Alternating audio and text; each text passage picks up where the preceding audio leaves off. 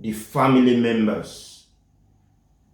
Don't forget that the kids will be so young then, to the extent that they may not be able to share in the inheritance as at then. So they will then have a kind of they will put someone to look after the estate of the man, so as to look after the children, because also the family members wouldn't trust the woman entirely, because they don't want the woman to start moving their brother's properties back to her own people. That kind of suspicion was there as at that time.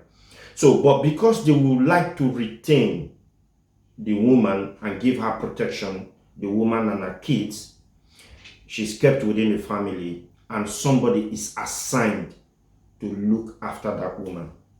And I know say when such things happen, body not be firewood. Even the woman herself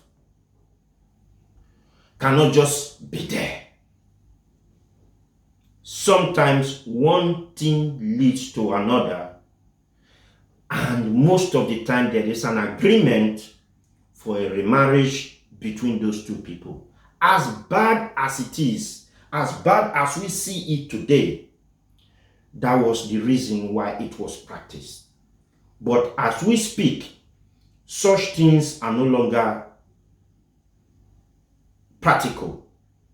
Okay, and society, the Urhobo society, is actually doing away with such things right now. And don't forget, it is not a law. How will I put it? It is not a law in Urhobo that when these things happen, this is what. It's not prescribed. It's not written anywhere. So what you see is families actually coming up with these things to mitigate this kind of special circumstances in families. That is what I think. This is my opinion, and I'm sure you have yours. We don't need to insult each other in this. In the comment section, just tell us what you think, and then we learn, and then we progress from there, because this is Urhobo matter. All right. And then somebody also talked about situations where when daughters dies, married women die, families will call for that woman to be returned to the family. First thing first, death is a special circumstance, all right? And when death happens in a family, there is always confusion, all right? And people, depending on the circumstance of that death, people take their decisions. And also, I will say that it is not an Urhobo law. It is not a law that when a woman dies, the woman is then returned to the family for burial. I think what happens, and I've seen this from experience, is that when a woman goes out, when a woman is married,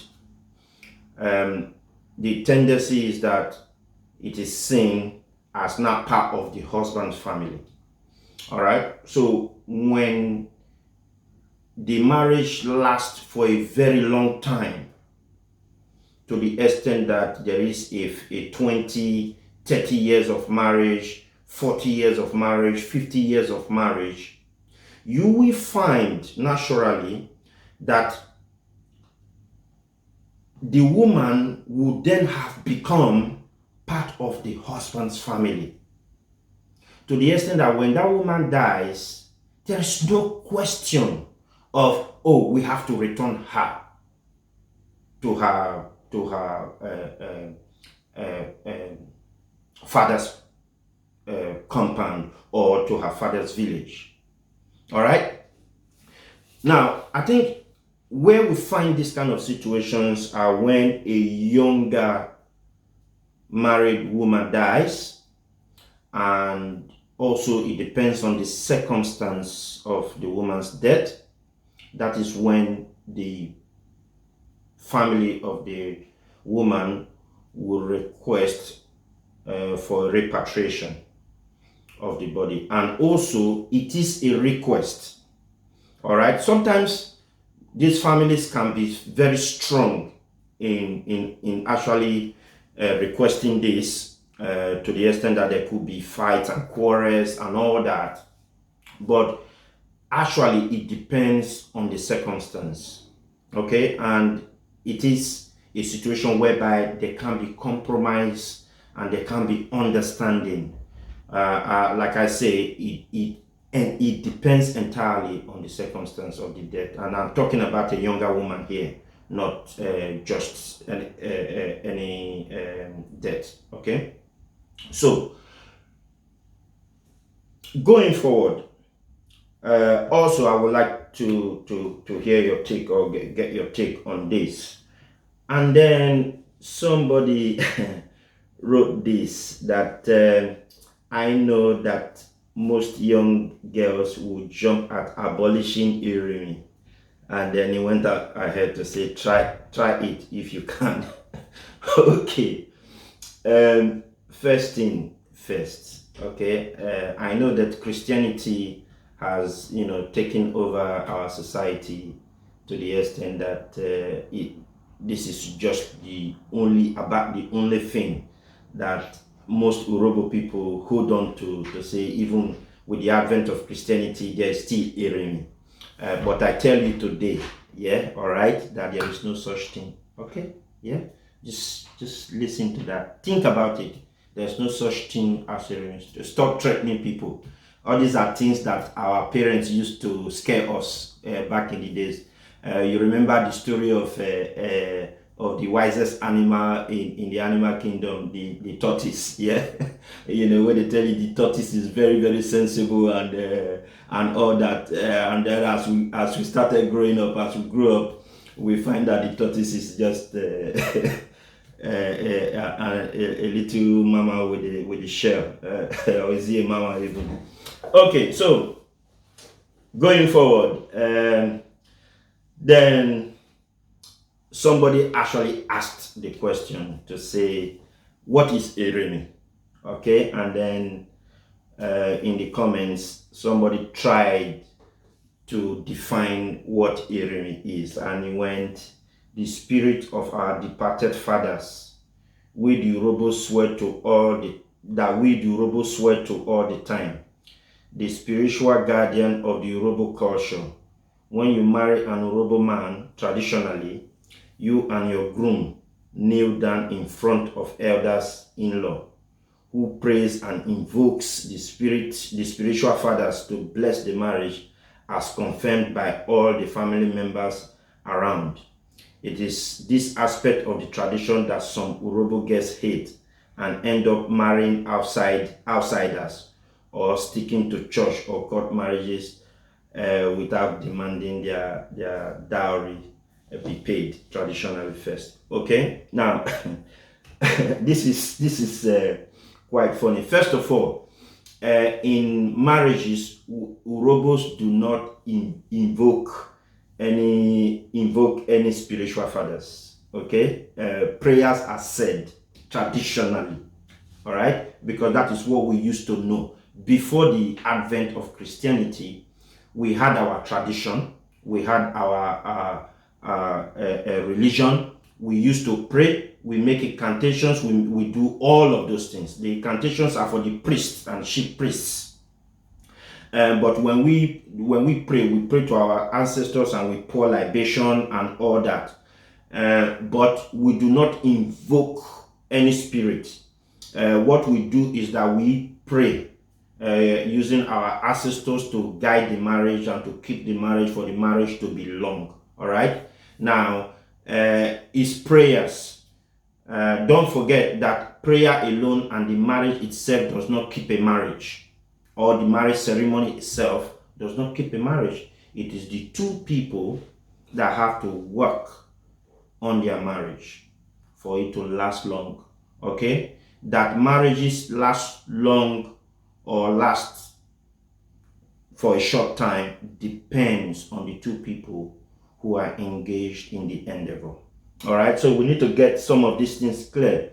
And when I mean, I've been involved in a lot of marriages, being I've been involved in the process. I have actually facilitated a lot of them, and I know how some of these things work. So I can tell you from experience that there's no invocation. Okay, no spirits are being called to descend in any marriage. All right, in Urhobo. But again, these are just perceptions, how people see it. So you are free to disagree, but honestly speaking, I don't really subscribe to some of these things. And then one of those things that going forward now that somebody said that Urhobos must do away with, going by the topic now, what cultural practices we must do away with. Somebody said idolatry. Idolatry,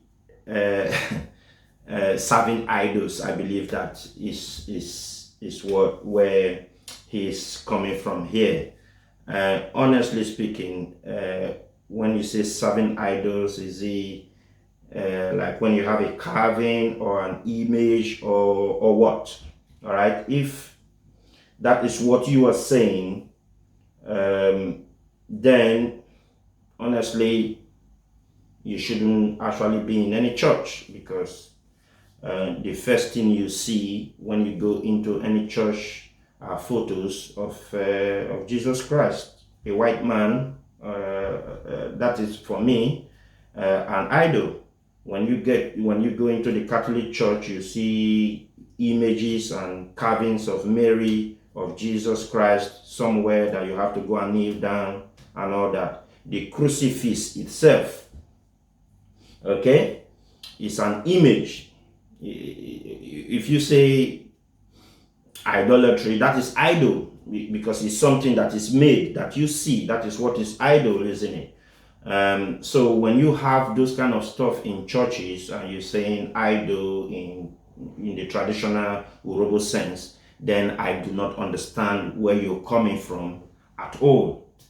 So idolatry, that is a no-go area, because everywhere you go, you see some of these ornaments be put in place for people to kneel and to bow. Some people even bow to human beings these days in churches. Some serve their daddy GOs and all that. The first thing they do, they go and kneel down in front of their daddy GO for everything that they want to get. So if that's not idolatry, I don't know. Some people serve money, some people serve all kinds of things. So please, the Urhobo traditional religion is unique. All right, okay. I mean, there have been practices that were bad in those days. Looking back, as at that particular time, or as at that particular point in time, those were stuff that were practicable as far as Urhobo people were concerned. But as time goes, in this day and age, a lot of things, society have changed. A lot of stuff have been transformed. All right. Now, the last thing that I'm going to touch on, because I know we're taking so much time already, is the fact somebody raised a very beautiful point, that the Urhobo traditional marriage dowry should be looked into, that it is time that we change the amount that is being paid as Urhobo traditional dowry. that even till today, the Urhobo dowry is still a buying blow. Correct me if I'm wrong. 120 naira or so. He used to be, was he a weaver or something, 12 pounds, I believe. He used to be back in the days, and then he graduated very, very little to 120 when the naira came and the kobo came. It changed. Now, since the 70s into the 80s up till now, the Urhobo people have stuck to that particular dowry. You know, you can do other things, but that dowry payment still stands at 120 naira, to the extent that you will even have change. Okay, we give you change. All right, that is the money that we give back for you to know that you have not bought our daughters. Okay, now it is true that that need to change. Okay, that is because times have changed as well. All right, inflation have taken over nearly everything in life, and there's no way we can justify the fact that our girls are being married away with just 120 naira today. I'm sure that a lot of cultures must be saying that if you want to marry cheap, you go to Urhobo land and you see a girl as cheap as 120 naira. Okay, and that is really it's not it's something that is painful a bit if you think about it. So I think that needs to change. There was a forum where I was discussing with a couple of people, and I was like, because I have facilitated a lot of marriages to the extent that I've facilitated intercultural marriages between Nigerian families and Ghanaian families. Now, the Ghanaian dowry, okay, is massive. All right, especially in places like this where we have pounds. They will tell you you will be paying nothing less than £2,000 as dowry. Okay, and then you have to negotiate that. I think the lowest I have seen in the Ghanaian cultural setting for dowry was about £1,200, I believe. Yes.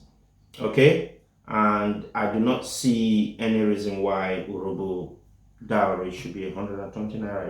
It don't make any sense at all. I know that some families in the UK, for instance, have said £120. Okay, but that is still small money. That is still rubbish money as far as our marriages are concerned. At this point, I believe that the Urhobo Cultural Society, the UPU, should actually come together to come up with a unified system of Urhobo traditional marriage. How the marriage works. Write it down and circulate it. How much that needed to be paid, how the process needs to go, needs to be documented for the entire Urhobo. This is not, people do this, Okbe people does this, Agbaro people do this. No, it needs to be unified. All right, we are all Urhobos, yes? If we are all Urhobos, then our marriages must be the same. That is what I think. I don't know what your opinion would be about this, but I actually agree with the fact that it is high time that the process of our Urhobo marriages changes, especially the money that needs to be paid for dowry. I think this is where I'm going to end my talk for tonight. I believe that you have so much to say about this. I'm really eager to know what you think about some of this stuff that I've talked about. Now, these are my personal opinion. I'm sure you have yours, and I will respect yours when I see it in the comment section. But before I go, please do not forget to subscribe to Robocast. At some point, we're going to be doing this live, but as you know, we need to get to a particular number of subscribed members for us to be able to go live. So I'm employing everyone, all the fans of Robocast, to start sharing, to start clicking, to start subscribing, so that we can get to a point where we can do some live videos and where we can invite people to talk about some of these things as well. Until I come your way again with another topic of discussion, stay blessed and keep safe. Thank you very much. My name is Onos Shanoms. Bye bye. Robo Wadum.